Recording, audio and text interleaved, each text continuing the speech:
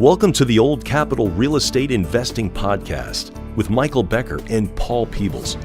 During this program, you will hear interviews with real-life successful investors who will share their stories and provide useful advice on how to acquire, finance, and operate apartment complexes. Now, here they are, Michael Becker and Paul Peebles.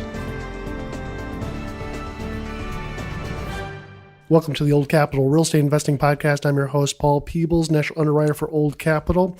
And typically we would have Mr. Michael Becker in the room, but unfortunately he has another due diligence assignment that he's doing in his group at SPI, so we wish them a bunch of success. In the podcast today, the professor himself, Mr. James Eng. James, how are you? Great. Thanks for having me, Paul. Thanks for being in the podcast. What's going on in the Old Capital world these days, James? A couple things. If you haven't signed up for our Wednesday, February 6th event with the Battle of the Economists, we're going to have Freddie Mac come in, and then also David Kahn with CoStar to give us what's going on in the multifamily market right now. And then also, if you haven't signed up or registered your team for the Hoops for Homeless on Saturday, March 30th here in Dallas, we're getting teams registered. I think we're up at 10 or 15 teams now, trying to get that number up to a good size bracket. And so we're going to have the listing brokers throughout Dallas there. We're going to have property managers. Everyone's sort of forming their team right now. So it's going to be a very interesting tournament, and all the money that we raise is going to go to City House. So if you haven't registered for those, oldcapitalpodcast.com. It's going to be a fantastic event. We're trying to get 32 teams to fill the bracket itself. And it's going, as James says, a worthwhile cause. And we want you to participate, whether it's a 3-person team or it is you as an individual. Get onto the podcast website and register. We'd love to see you there. Good opportunity to network with a lot of other owners of multifamily properties, but also the brokers, the management companies, the title attorneys. You want to be part of the group that is leading the way here in the Dallas-Fort Worth market that has the greatest amount of knowledge about trying to help you in your business. So today in the podcast, we have some friends of ours that we've done a couple transactions for, James. I think we've done 3 transactions. And we're going to kind of highlight some of those transactions and kind of bring them into what we think are very good operators, somebody that I think you want to hear their story of what they do and what they've done and where they came from. They're just like you. A couple of good guys that put together some multifamily properties in the Dallas-Fort Worth area, and it could be St. Louis. It could have been, Toledo. It could have been any place, but they just happened to choose the Dallas-Fort Worth area. And I wanted to talk a little bit about how they got into it. So in the podcast today, we have 2 friends of ours, Prashant and Shane. Thanks for being in the podcast, guys. We appreciate you spending some time. Thanks for having us. Thanks for having us. We appreciate that. I'm going to throw it over to the General Inquisitor, Mr. James Eng. So maybe we can start with Shane, and I'm going to ask you a question about, this is a little bit harder question, but what was your first high school job, and sort of take us from there to where you are now? All right. Interesting question. So my first high school job was a baseball umpire. Okay. So I was played sports all my life, and wanted to get a job related to sports, and it was great. A lot of parents giving you a lot of stress, and my strike zones were always changing, but kind of taught me a lot of things at a young age. I can see you being an umpire, honestly. So very follow the rules, and then sort of walk us through. All right, so you were an umpire, and then what happened after that? How did you decide sort of what your major was, and then sort of walk us to what your sort of career is currently? Sure. So I'm actually born and raised in Canada. My parents came to Canada in the 80s, and really for more quality of life for my brother and I. And like many people, they focused on kind of instilling good values in us, and we really focused on getting a good education and getting a good job. So I followed that. So I did my bachelor's of mathematics at the University of Waterloo, and then I ended up doing my master's of accounting. And then after that, I ended up getting a chartered accounting designation, which is essentially the equivalent of a CPA. And I joined PricewaterhouseCoopers full-time. So PwC, as many people know it, is a Big 4 consulting firm.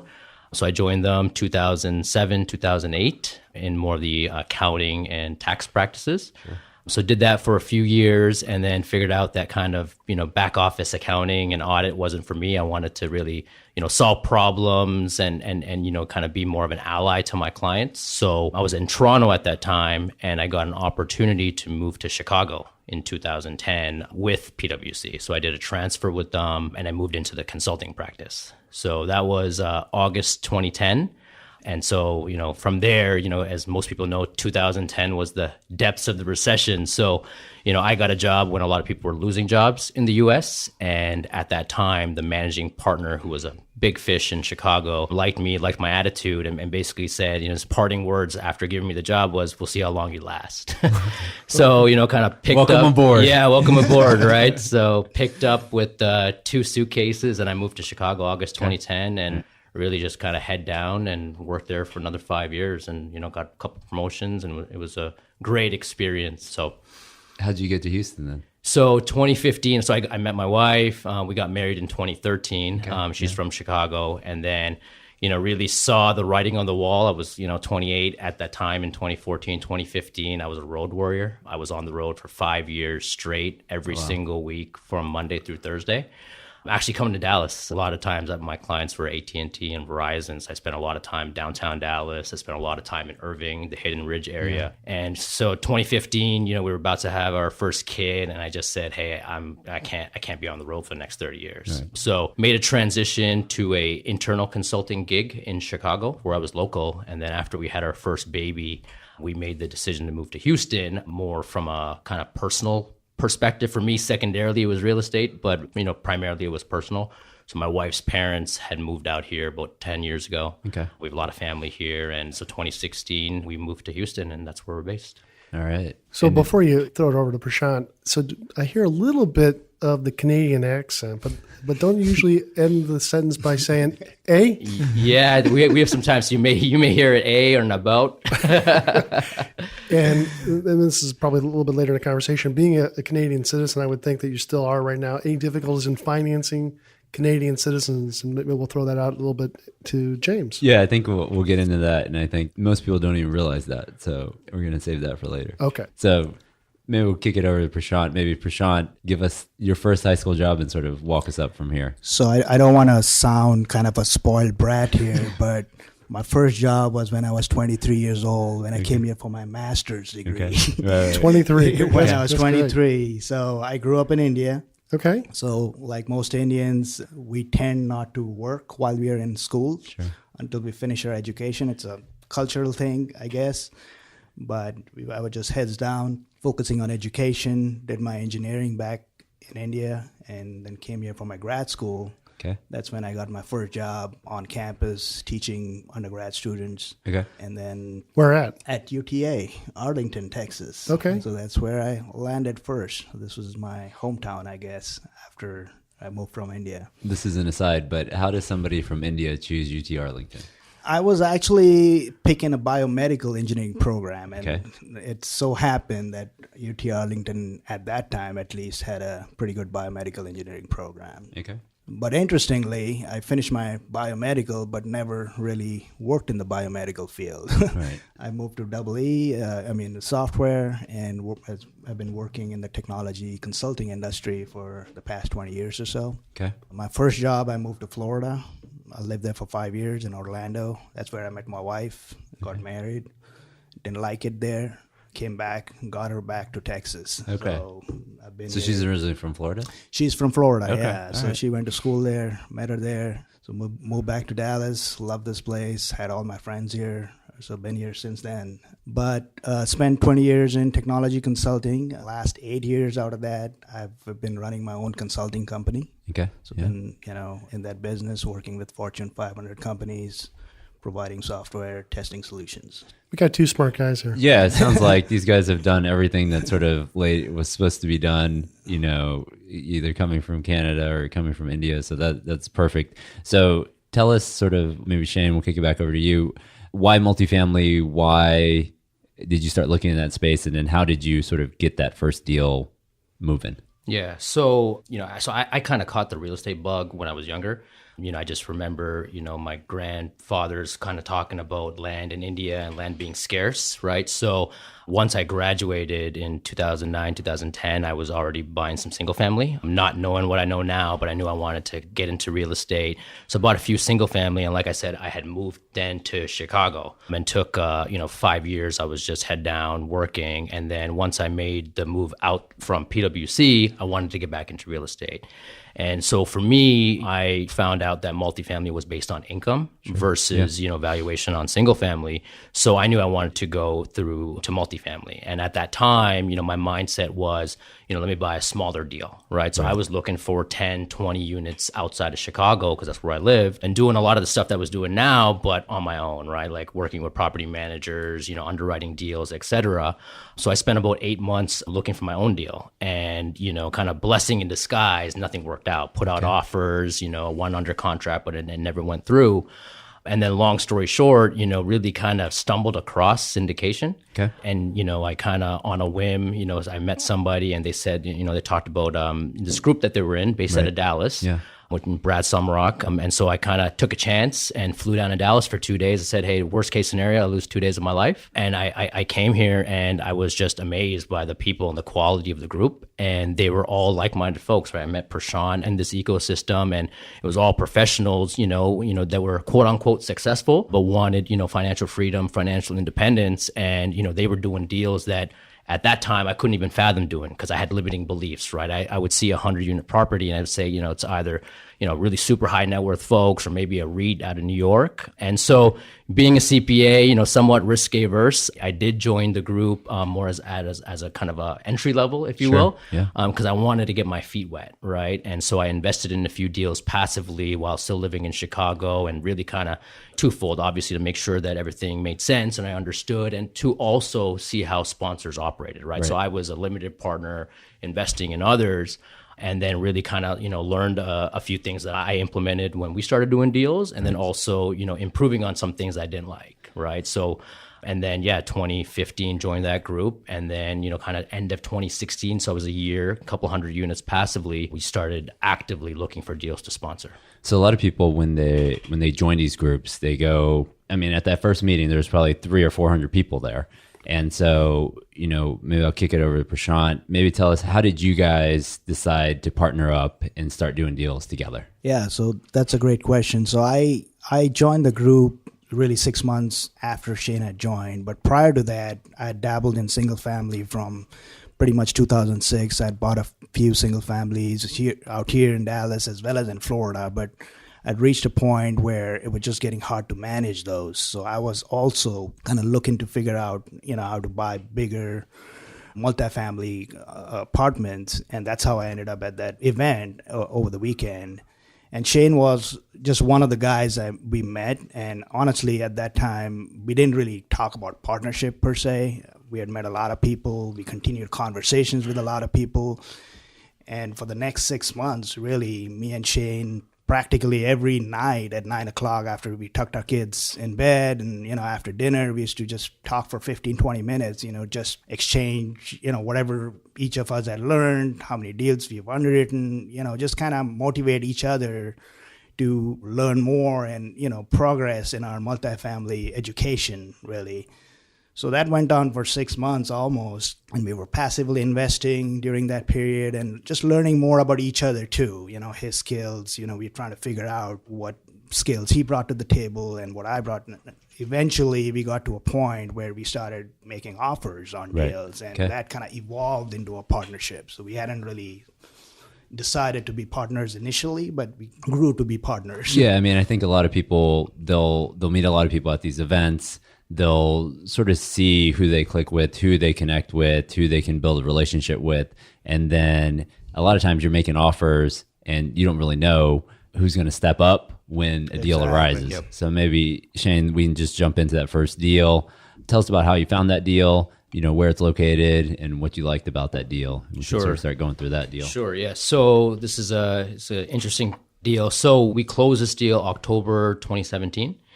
And just to give some background on the deal, it's a 125-unit property, 1978 construction in Alvin, Texas, which is about 20 miles south of Houston, about 5 miles south of Pearland.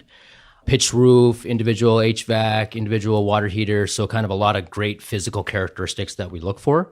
So we closed it in October 2017, but we had actually come across it March 2017. So why did it take so long to close the deal? So it was an off-market transaction to begin with. And then, we had we did not get the deal the first time, right? So I was looking at another deal in Alvin and, this deal came across. And so, we made an offer on it in April. And, we got to best and final. And, especially when you're newer to this business, we were the bridesmaid, right? So there was another group that offered more money, a little bit more hard money. And then, 4 weeks later, the broker called us and said, hey, that first buyer couldn't perform. Do you guys still want the deal? Right. And so we were able to. Any idea why they couldn't perform?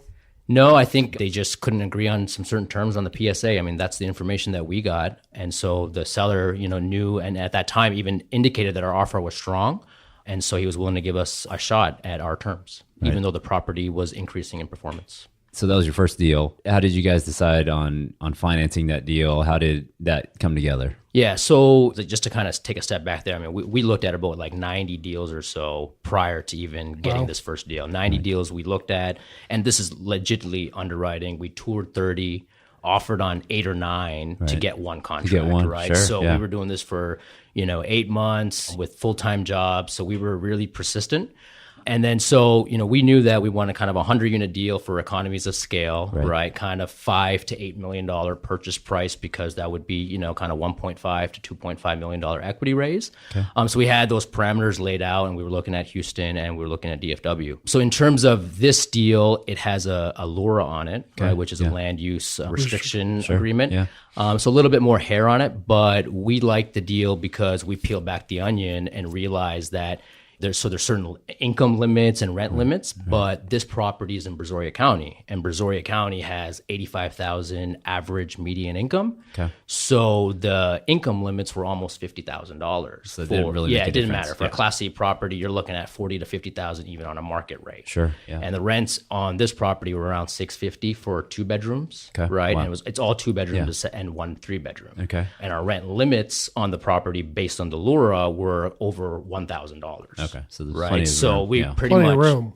Plenty of room, right? So we saw an opportunity there. There's only 7 years left on this LURA. Right. There's a little bit more compliance, right? Sure. So that's why we engaged with a management company that kind of knew those were compliance requirements. Okay. But aside from that, you're running it as a market rate property. So in terms of financing, being in Houston, our preference was we wanted to go for non-recourse agency. And so we came to you, James. We had built a relationship over 12 months, and Houston's a pre-review market, and you gave us your honest feedback and said, hey, this is what we think we could get. And then the seller and the broker also recommended a local Houston mortgage broker, right? And they had said that they could get 75 to 80% on a Freddie Mac loan, right? And at that point in time, because of the broker's recommendation, I think we even came to James and said, hey, look at this term sheet. And the one thing that I really like about you and Old Capital is you guys are really honest. You said, I remember you saying, it's like, hey, I can't beat that, right? So if you guys have confidence in that broker, I can't beat that, right? Yeah. So we ended up going with this broker, mortgage broker, and we got the deal officially under contract in July. Okay. And so, kind of going through due diligence, doing all the third parties, the lender reports, et cetera. And, one thing that really kind of frustrated us in that deal was that the broker didn't feel like a partner. Sure. Right. It felt like he was really kind of on the lender side. Right. Whereas with our experience with you, James, to date, it's always been, you'd be fighting for us and being, trying to get as aggressive as we can. So, we kind of had mixed feelings. Long story short, we were supposed to close the first week of September. Okay. Right. And this is 2017. And, for a lot of the folks that are in Houston, right, we had Hurricane Harvey that hit a week before we were supposed to close. Right. And so we were getting ready for loan, they were saying getting ready for the loan committee and all that. And then we had Hurricane Harvey. Yeah. And so with that, Fannie and Freddie, right, I think they kind of, took a little pause. Yeah, they took a little pause, right? Pause, yeah. And so the seller was pretty reasonable. So he gave us a few free extensions, but Freddie started backpedaling, right? So they were like, hey, we don't know. I mean, I think we're going to have to do all the third parties again. Luckily, this deal didn't flood. Yeah. It was high and dry, but they had to do all the third parties again, re-inspect everything, and it's going to take another 60 days to close, right? And so we're at the end of September, and they were like, it's 60 more days and no guarantees, right? And so at that point in time, this deal we were buying at it was a 7.5 cap when we first negotiated the contract. And at that time, the performance was up. It was almost like an 8.5 cap. Okay, wow. So the seller said, hey, I'm giving you 2 free extensions. I could take this off the market. And so basically said, hey, you got till October 31st. Yeah. So we had, I think this was like October 5th. We had 25 days, right? Okay. And so we could walk away from the deal, but the performance was there. We saw the upside, right? And so, we called James and said, "Hey, this is a." Do you remember that call, Prashant? Prashant, do you remember that call? Captain James, help. Yep. So we called James and we basically laid it out. And within a day, you came back with 3 options, right? And, we had going back to Fannie Mae, which we said, we don't have time for that. We had a bridge loan option. And then you had a bank recourse loan option. Yeah. And then, we looked at all the options and, we went the bank route, especially because you had just done a deal with this bank on a Lura property, right? Yeah. And so from the time I think we signed the application on like October 10th, and we closed the deal October 31st. Wow. Right? Yeah. Right. So, and I think we were ready a couple of days earlier. Yeah. So I think we just sort of wanted to close on the last day of the month and everything like that. But yeah, we had some existing third parties that we could work with, and the bank was comfortable sort of after doing their site inspection and just getting that deal done. So I feel like after that deal, you guys can do anything. That first deal is supposed to be tough, but this took it to the next level. So it's been about a year now. How's that deal performing? Sort of what have you guys done on that deal? So this deal was more of a heavy value add. We took it over with 82% occupancy, brought in professional management, started curing a lot of the deferred maintenance. So we've done, redid the parking lot, we touched up the roofs, et cetera. We started rehabbing units. So none of the units had been touched. Okay. So the first 6 months, we were really on track, on plan, gave out our first distribution. So things were really, really good cadence. And the management company at that time, kind of 7 months in, the manager left that was on our property. And then at the same time, the regional manager left. Oh, wow. Okay. So that management company brought on 2 new folks to their organization altogether. And then, 1 month in, 2 months in, we started seeing a little dip in operations. And so we made the decision. It was a tough decision at the time. We're 8 months into the property to switch management company, right? So I think we definitely made the right decision. As a lesson learned is, once you kind of see things going downhill, you set expectations, and I think you got to make decisions quickly. Be quick. Yeah. Yeah. So kind of in the summer, we made that transition, and like any kind of transition, it was challenging, but we brought on Citygate, who we're super happy with, and now we're almost back at 90%, and we're on a really good trend. What do you think they did that the first management company was not able to do? I think so. The first management company was very large, and I think we were a small kind of fish, if you will, right? They didn't have the oversight, especially when those 2 folks left and they brought in new folks, right? So they were kind of training on our property with all their kind of existing processes. Whereas the new management company, they were trying to grow in Houston. They have a huge presence in Dallas, right? They had, I think, 600-700 units in Houston. And so this was very important to them, right? Mm-hmm. So we have direct access to the CEO and the president there, and they were fully engaged. They had another property that they had just taken over like a mile away. So that really helped in terms of scale, and they were just committed to the success, right? So it's been a night and day difference since their takeover. So maybe we kick it over to Prashant. So that was the first deal. A lot of lessons learned on that one.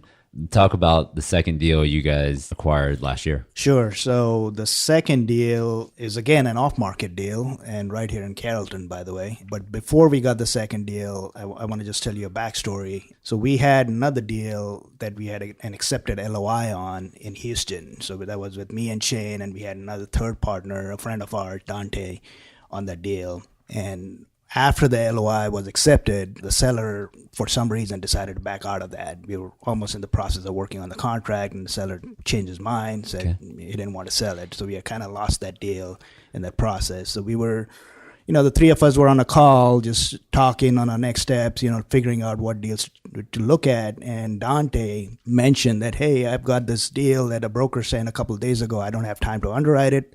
Do you guys want to take a look at it, since we don't have anything else that we're working on actively? So he sent it over to us. I underwrote it first in 45 minutes. I couldn't believe the numbers first time I underwrote it. So I sent it to Shane. Hey, Shane, can you take a look at it? Am I doing something wrong here? This deal is looking like a high 7 cap deal, and it's in Carrollton. Right. This has to be something wrong.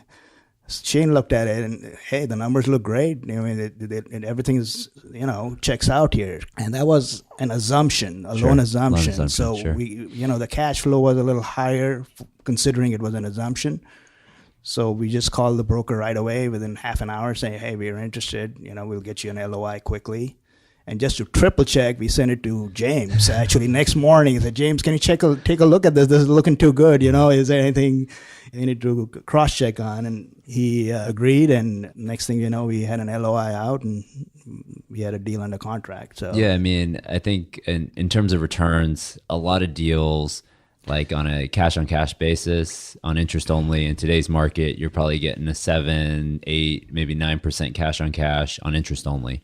And so on this deal, it was already amortizing, and they were getting 6, 7, 8% cash on an amortizing basis walking into the deal. So it looked great, and we got it under contract. And then sort of tell us a little bit about, besides the numbers, sort of what did you like about the deal? And then how was the assumption process different than just sort of new debt?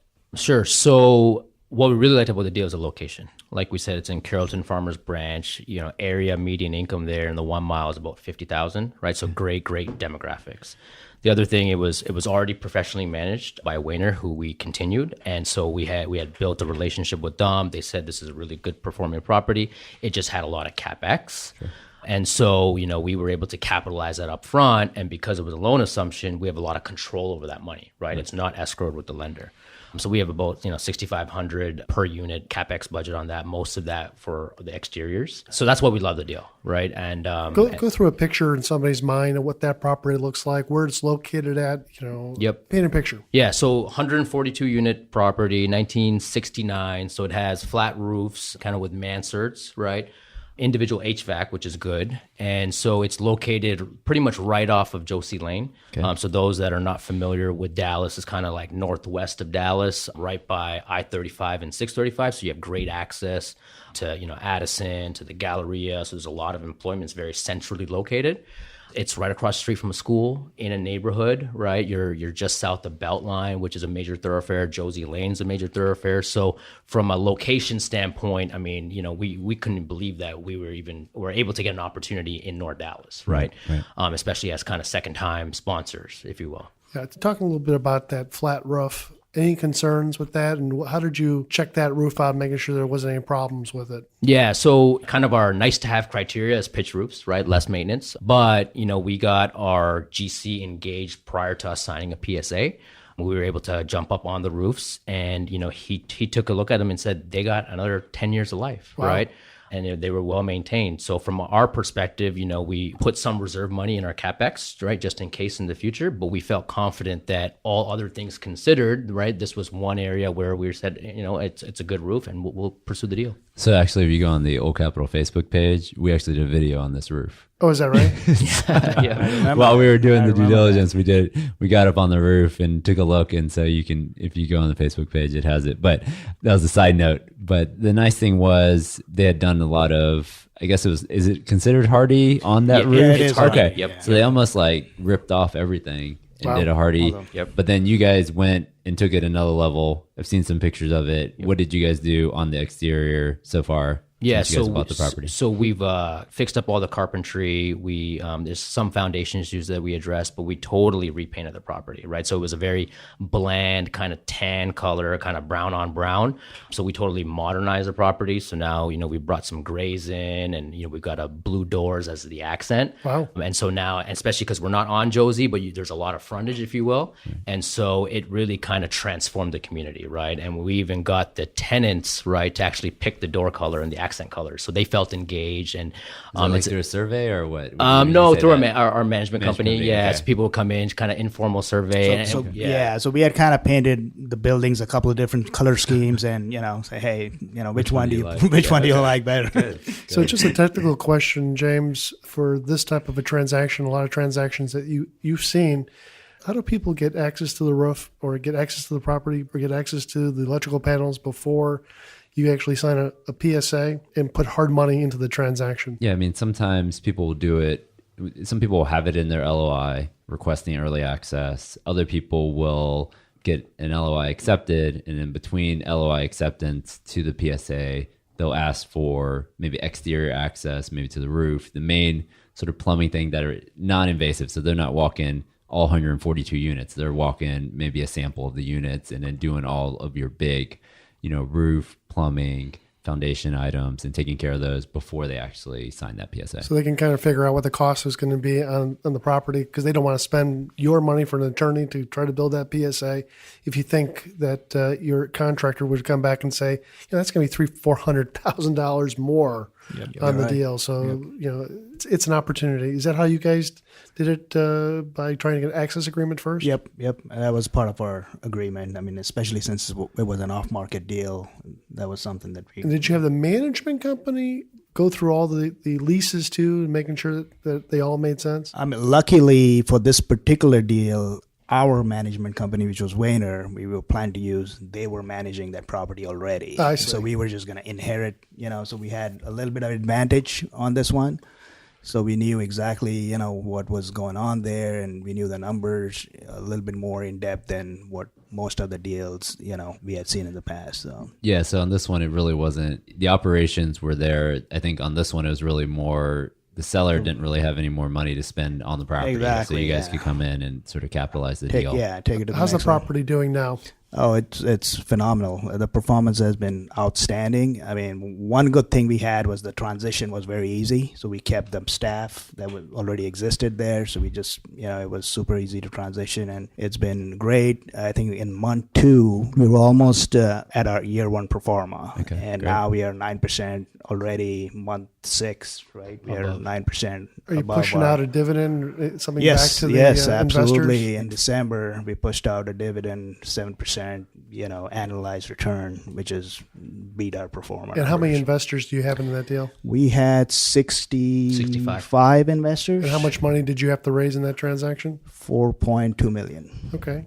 And do you send out a monthly statement how the property's performing? Absolutely. How do you communicate to your investors? We try to communicate, and over-communicate sometimes. So Right. we want to keep our investors in the loop. So we do monthly communication on the performance of the property, and we do quarterly or more detailed presentation, on how the property is performing. And then every 6 months, we plan to do an investor meeting to show them what progress we made, so they can visit the property, look at, all the Yeah, that's rehab what I that we've think done. the successful operators who have kind of gone your path that started off as passive investors kind of figured out what other investors have done, whether they liked it or they didn't like it. Exactly. And if they liked it, they kind of carried on that practice to their transaction. Absolutely. And I've invested passively in 2,500 units over the last 2 years. So I've worked with other sponsors, and I've learned, like you said, I've learned a lot good and the from bad. good and bad, and what to do, what not to do. And we're trying to, implement the best practices that we've learned into our operations. Sure. So there's a lot of deals that are coming out on the market right now that are loan assumptions. Is there anything that you would say that you learned through this process, or that is different that maybe people should watch out for that you didn't know beforehand? Yeah, so we like loan assumptions, right? I think if the deal could work, you take a huge element of risk off the table, right? You know what your loan amount's going to be, you know what your interest is going to be, you know how much term you're going to have left. So that bodes well for you kind of going into the deal, getting under contract. However, there are a few kind of nuances, right? So, it was a Fannie Mae loan, and then the seller had a lot of immediate repairs that he was supposed to do. That didn't do it? And didn't do a lot of them, right? But the good thing was, because we recapitalized the deal, right, 90% of what he was supposed to do was already planned for in our rehab budget, right? Yeah. So I think that's really the only kind of nuance. Otherwise, we were able to get a 73% loan to value loan assumption, right? So we really got with a good cash flow component. Yeah. with a Was good- there a supplemental in that one, James? So on this one, the previous owner had done sort of a bridge loan, and then he actually refinanced the deal in 2017. So typically on supplementals, you want at least $1 million on the supplemental just to make it worth the cost and the trouble. Yep. And on this one, it would have been too small. And so we decided not to pursue a supplemental on this one. But the thing that you're talking about on reserves, I think that's important on loan assumptions, is looking at immediate repairs, but then also their capital replacement reserves and escrows, because you as the buyer have to replace that at the lender. Yes. And so getting those numbers ahead of time instead of, you might have 200,000 or 300,000 depending on the size of the deal that you need to bring at close. And so just watch out for that on loan assumptions. Explain again what that means. So let's say the seller on all these Fannie Mae loans have been putting real estate taxes, insurance, they've been building an escrow at the lender. Putting money into these buckets. Yes. So not only are they making their P&I payment, but they're making their escrow and insurance payments, or tax and insurance payments. And so let's say you close in the middle of the year and real estate taxes aren't due till January, and the seller's already put in 200,000 in their real estate tax escrow. When you go to close a loan assumption, the lender is looking to you as the new buyer saying, well, this guy had 200,000 up. He's gone now. We're going to give him his money back, but you need to put that money up. Yeah. So that money goes away because it's in that bucket. So that money flows back to the seller at the table. And so you got to replace and replenish the bucket full of money. So that's one of the things that people don't realize they have to do. Yeah. And it can be a big number on some of these deals. So definitely watch out for that. And then maybe we can roll into the third deal, which is around the corner from the second. So we bought Fox Creek Apartments, which is half a mile away. It's a 172 unit deal that we closed in November. Wow. And so this deal is another interesting story, and it kind of comes back to team and relationships. So we had just closed Villa Gardens, and I was at a networking event a couple of days later in Dallas. And I had met a broker, kind of talking about the deal we just closed and why we like that submarket, et cetera. And so kind of exchanged cards. I followed up on Monday with an email, and a few days later, the broker actually sent me an email, right, of a listing from another brokerage firm saying, hey, Shane, it's not my deal, but I don't even think, I don't even think it's come out yet, but you should probably take a look at it, right? That's a good broker. Yeah, it's a very good broker, right? And so we made that call to that broker and the listing broker, and he was like, hey, how did you even know it was out? We just literally put it on the website 20 minutes ago. Right. So the good thing is Prashant knew that broker, so we kind of had a good segue in there. But, at that time, they had a really high whisper price. Right. Okay. And so this is another 1969 property, I would say in better condition, slightly better location, but we had paid X, a couple of days ago for Villa Gardens. Sure.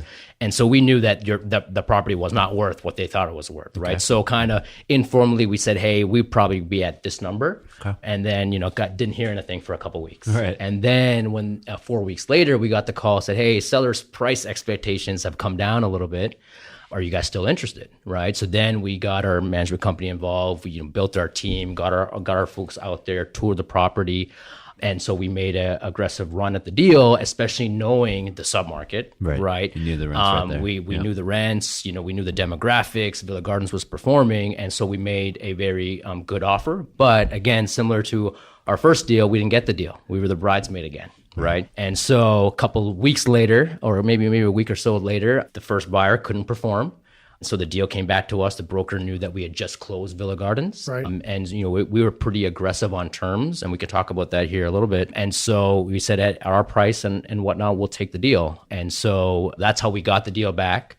But this was a new Fannie Mae loan. Right. So there was a little different loan assumption and, a lot more hard money at stake. And that's where you guys played an instrumental role because being our third deal, we had more experience, so we were able to take a little bit more risk. But we had you guys in our quarter, and whatnot with the hard money component. So Prashant, anything that now that this is like sort of your third time through the show, anything that you learned in that deal about maybe Fannie Mae or about new debt? What did you learn in that process? Well, I think one thing I learned is work with lenders who know what they're doing.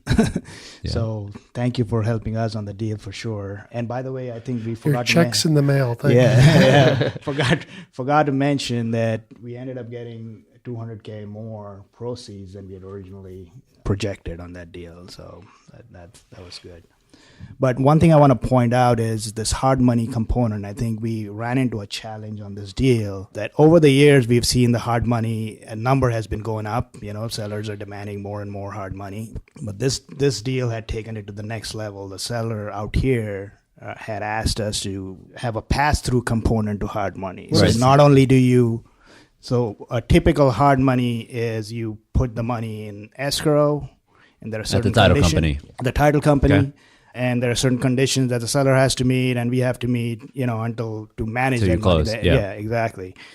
So pass through is you transfer the money directly to the seller's bank account. So there's no recourse to that. If something goes south on the deal, on the transaction, there's no way for us to get the money back. Okay. I mean, we could get it back legally, but It'd take a long time. Yeah, it could take a long time. Right. So that kind of That's was a big concern for us on this deal. That's how the seller started the relationship. Yeah, Right that's there. how, Yeah. exactly. But the good thing is we had talked to you, and you knew the history of the property, and we also luckily knew the title company, Yeah. and they had given us some confidence that they knew the seller and it was a legit seller.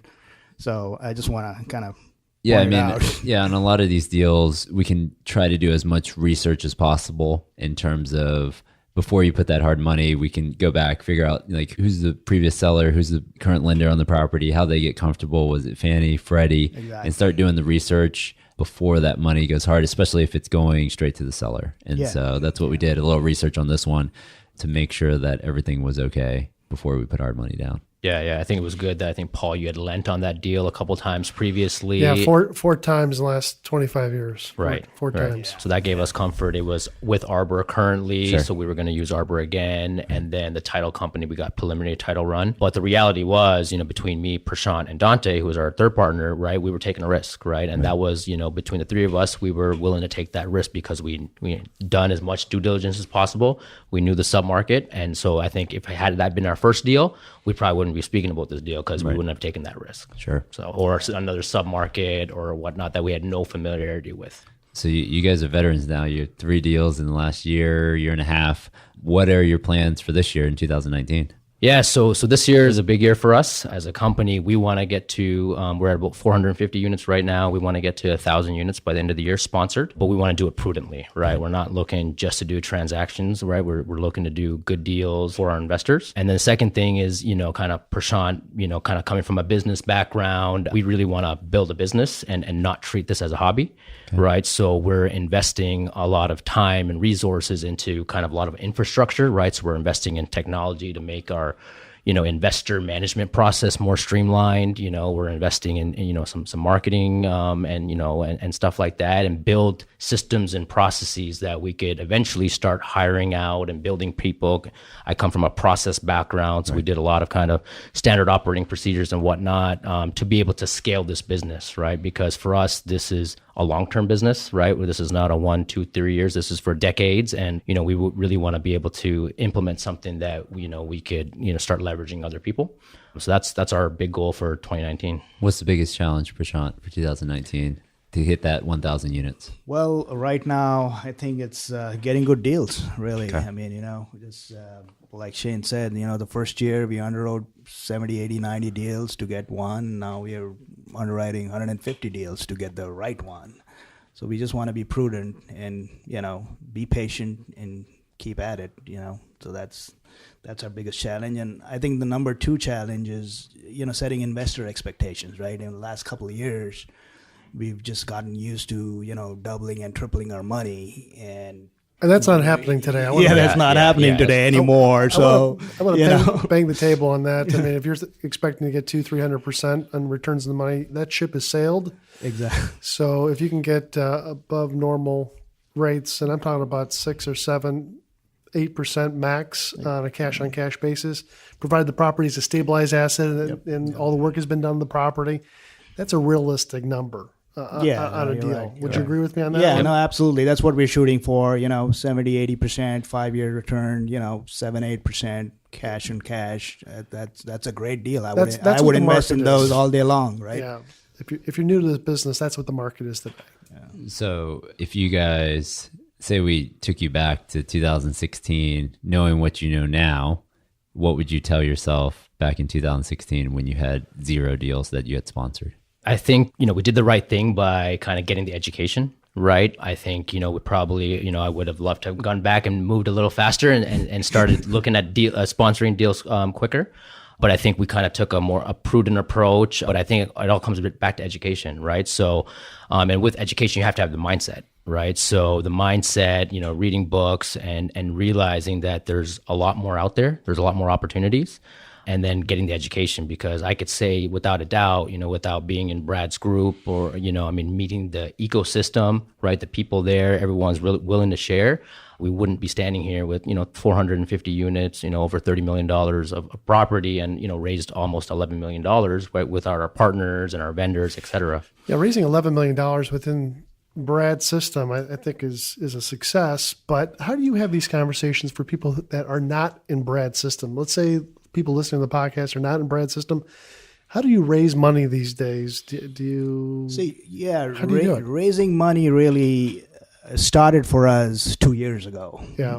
Long before we had our first deal. So Right. we were meeting people, telling them what we were, what direction we were heading in, what we were planning to do. So just building relationship. To us, raising money is all about relationship, right? Yep. You just educate people on what you're trying to do. And sometimes we used to just host our own webinars for our friends and family and, other people. And Shane has now done a meetup group in Houston, focusing on education and teaching them It's fantastic. what multifamily is all about. And once they get the confidence that we know our stuff and what this business is all about, they're comfortable in investing. Yeah, these meetup groups I think are very powerful for people that are just getting into the business. You kind of getting to be known as the apartment guy that you only may have one or two people the first time. You may have 4 or 5 people the second time. You just have to be consistent in getting the message out of what you're doing and starting to get the people knowledgeable about what's going on in the marketplace. Yep. So thank you guys for coming in. Maybe if you could leave our listeners maybe with one piece of advice, and then also best way to reach out to both of you. I think in terms of advice, it's get that education, all right? Have the right mindset, but you got to take action, right? You don't learn to play hockey by reading the rules, right? And I think at the end of the day, like, Michael Becker says, it's a very unfair business, but you got to be persistent and consistent, right? And so like Prashant said, we've been looking into multifamily since 2015. We didn't get our first deal done until the end of 2017, but we were actively out there. People knew us, and people invest in people they know, like, and trust. That's right. And even from a broker perspective, right? And my first broker conversations, they were like, "Who are you?" Right? Shane from Chicago, 29 years old, and they wouldn't give me a shot. And now a lot of these brokers are my good friends, right? So I think you just got to focus, right? There's a lot of shiny objects out there, but if you focus and you're persistent, there's a lot of potential in this business. Yeah, just be committed and stay in the game. Just be patient. Things will happen. And what's the best way for people to reach out to you? So they could visit us on our website, which is catequity.com. So cat like the pet, equity.com. My email, shane@catequity.com. And Prashant at catequity.com. So that's PRASHANT at catequity.com. So before we leave, any funny stories about you being now in the apartment business that people may think is funny, they may not think is funny? Anything you can think of? I think our first due diligence walkthrough was probably an eye-opener for me. We had certain units you just can't get into because they don't want to open the door. We went to the same unit, I think, 3 days in a row. And the guy would just, from behind the door say, "Not ready, you can't come in today," or whatnot. Eventually started getting in there, and literally he was like a hoarder like I've not seen, right? Like you could not even step into that unit, right? So, that was pretty funny for me because I had not experienced something like that. Because usually you're touring properties and they'll show you the vacants or the model unit or whatnot. And so that was, interesting to say the least. Yeah, as Del Walmsley says with Lifestyles Unlimited, I think it's pretty funny. It's the real estate's easy. The people are the people can be the difficult ones in this. So guys, congratulations on your success. You've done a great job. We like these guys. So if you feel like you want to reach out to them, they've given some email addresses and some websites to spend some time with them. So we appreciate your business. We appreciate you guys coming in. James, always a pleasure. Thank you very much, Paul. And Thank you guys. Appreciate it. Yeah, last thing I want to leave you, if you do think we bring any value to this, please go back to iTunes, leave a 5-star report for Old Capital. We would appreciate that. And don't forget the updated 18-page white paper report on multifamily. Go into the Old Capital Podcast website, download that. We'd love to share that with you on financing apartments. That's your first step to kind of understand how this whole big picture gets put together. The bank is your biggest partner. Hopefully we're your biggest partner, and we appreciate listening to the podcast. Prashant, Shane, James, we appreciate it. Again, I'm Paul Peebles. Have a great day. Thanks for listening to the Old Capital Real Estate Investing Podcast. please join us at oldcapitalpodcast.com to sign up for our weekly email updates. We'll see you next week for another great interview.